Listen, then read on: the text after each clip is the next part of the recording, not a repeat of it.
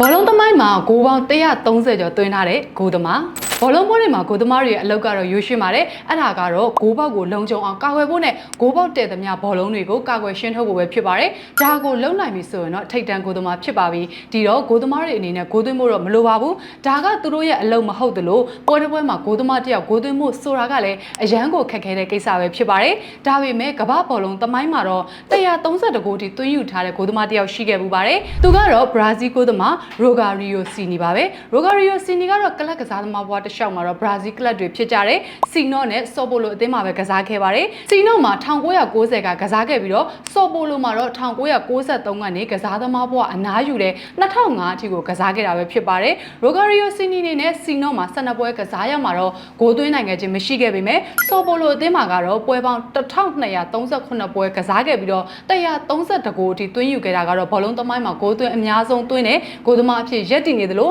ဒီပမာဏကလည်းကဘာကျော်ကွင်းလယ်လူအချို့ထက်တောင်မှများနေတာပါရိုဂါရီယိုစီနီကဆော့ပိုလိုမှာပန်နယ်တီတွေကန်ယူသလိုဖရီကစ်တွေလည်းဓာတ်ရိုက်ကန်သွင်းပြီးတော့ဂိုးပေါင်းများစွာလည်းသွင်းယူခဲ့တာပါသူကကမ္ဘာဘောလုံးသမိုင်းမှာတော့ဂိုးအများဆုံးသွင်းတဲ့ဂိုးသမားလည်းဖြစ်ပါတယ်